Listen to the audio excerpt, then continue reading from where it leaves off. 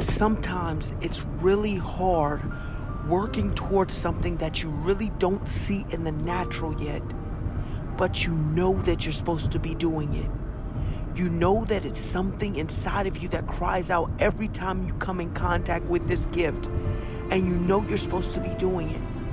But yet your physical eyes don't see it yet, and especially if it takes a long time to produce exactly what you know is inside, you start to get worried. I can imagine that's how Noah felt when God spoke to Noah and told Noah to build this big ship, this ark. And it had never rained there. So in the natural mind, it made no sense to Noah. In the natural mind, it made no sense to anyone else. But yet God told him to do it.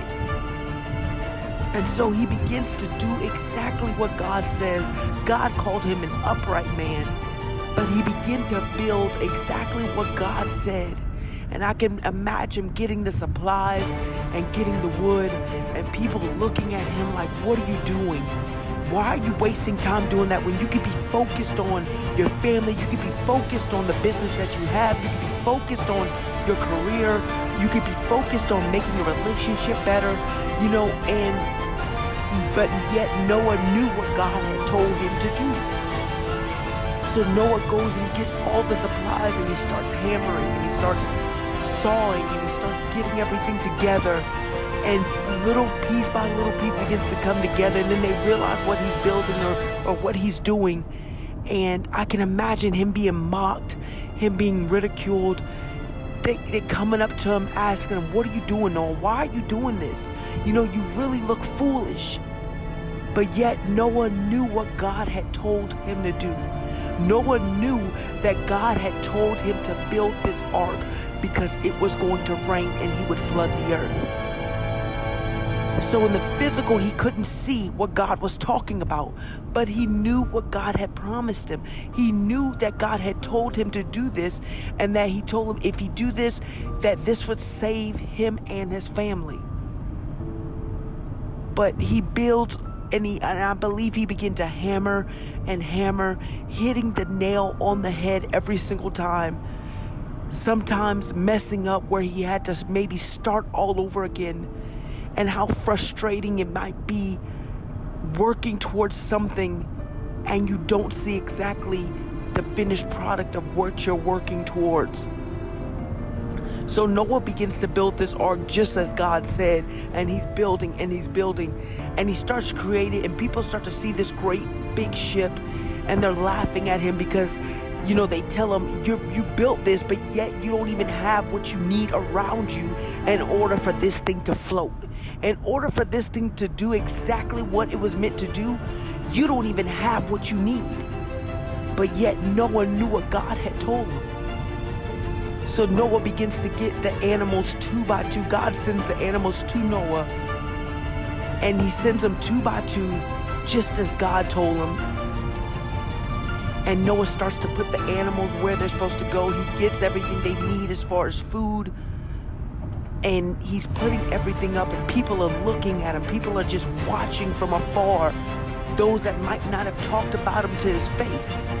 They're just watching from afar because they're confused on why he would waste so much time. And yet they don't see what he needs in order for this thing to work. And so Noah gets all the animals together, and then it begins to rain. And in the beginning, when it begins to rain, people are still kind of looking like, okay, well, so what? It's raining.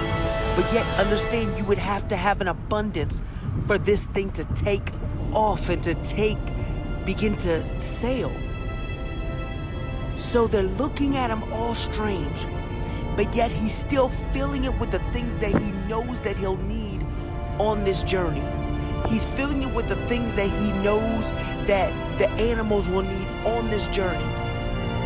And I can imagine even once he shuts the doors and it begins to pour and it begins to rain and the abundance of rain begins to come and it begins to fill up to where the boat begins to float. And even with the animals in their natural process and how the smell might have been horrible, because of all the mess that was on the boat. But yet the boat still floated. There was so much mess because of the animal's natural process, our body's natural process. And it stunk, but yet the boat still floated. And see, a lot of times people will tell you, listen, you need to have your stuff together and make sure there's no mess around before you think you can take flight, before you think your stuff can start to float. And they'll begin to tell you these things, and that's where we get the misconception of you have to be perfect. So they're telling you, listen, get your life together before you start to work in your purpose. Listen, get your stuff together before you start talking to anyone, before you start motivating, before you start encouraging. And they're telling you these things because they're telling you, look, you need to have everything together. But yet on that ark, it stunk bad. There was mess all over the place. And I'm sure Noah, there was plenty of times where even from all of the mess, his head began to hurt. But yet he knew God had told him to do something. He knew God had told him, listen, I need you to do this because I want to clear out some things. I want to clear out some things, so I need you to do this. And yet he was dedicated to the process. He was faithful to the process. And a lot of times we're not faithful to the process. We don't understand true dedication, true discipline. He says, listen, you are my disciple. He wants you to follow him. Understand the root word of disciple is discipline. We've lost the thought, we've lost the practice of being disciplined in order to accomplish the process that God puts us through. I don't know about you, but I'm trying to win this race.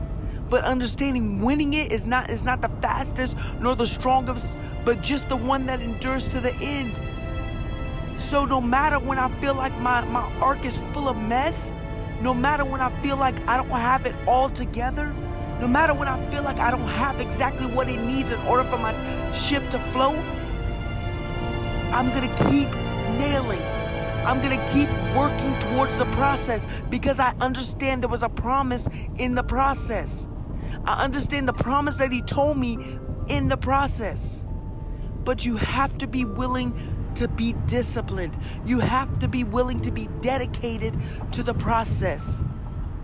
So don't let anyone tell you that you have to have everything together before you begin to work in your process. Don't let anyone tell you that you have to be perfect in order to do what it is God tells you he wants you to do. And they might not say it straight out of their mouth, but yet they give the subliminal messages of, you know what, you need to work on you first. And sometimes we do need to work on ourselves. There are some things that we need to allow God to circumcise from our hearts. But understand, let God lead you and not people. Be delivered from people's opinion and what they have to say and what they believe you should do and how they believe you should accomplish it. Be delivered from their opinion because their opinion no longer has precedence in your life. You're strong. Everything you need to make it has already been put inside of the ark, has already been put inside of you. So even when you feel like you're in disarray, even when you feel like you don't have what it needs for it to be able to float, know that God is faithful and he's in the process with you. He'll never leave you, nor will he forsake you. He's in the process with you.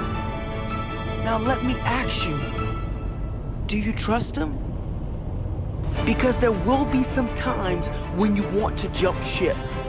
There will be some times when you want to give up. Because understand, when you're in the process and there's mess all around, and when I say mess, I'm talking about the things that you're dealing with when you feel like you don't have everything you need to be able to produce this. You feel like you don't have the finances. You feel like you don't have the connections.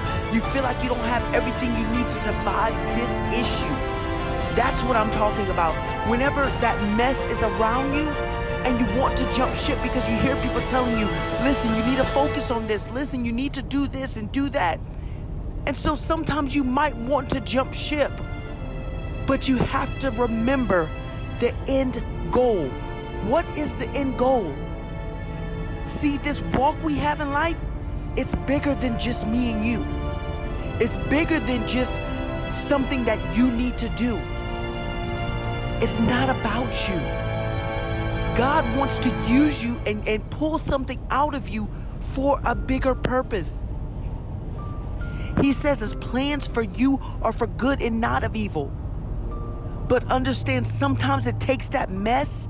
Sometimes it takes that stuff in order for you to realize, in order for you to understand the cost that it took to make it where you're going. So you can't jump ship. You can't give up. It's not an option. Giving up is not an option for you. So let's begin to get that out of our head and say, okay, what is it, God, that you want to do in me? What is it that you want to show through me? Because God, I know you have a bigger plan. I know that sometimes I'll have to be gracefully broken. I know that sometimes that I'll have to have trials and tribulations because you're making me.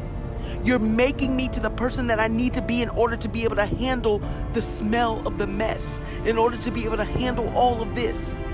So God, even when I want to jump ship, Father, help me. Help my unbelief when I don't believe even in myself. But I do believe in you. And I understand you have a plan for it all. And God, even when I feel like I can't trust my process, I trust you. So begin to talk to God. Begin to tell him, God, listen, it's because sometimes you won't understand why. And you have to get to a point where sometimes you won't have that closure of why this happened, why that happened. You have to understand that God has a plan for it all. So when you don't understand why, and when you don't understand why this is happening to you, God, I trust you. God is looking for you to trust him. He's trying to show you something. I don't know why you have to go through this. I don't know why you're going through this, but God wants to show you something. So let's pass this test and let's see whatever it is that God wants to show you so that you can flow and that you can flow in the abundance. Because that's what we're all looking for. We're looking for the abundance of rain that he tells us about. We're looking for the abundance. And because we don't see it, because it's only trickling, because it's only, it's slowly raining, we don't see it. We get discouraged.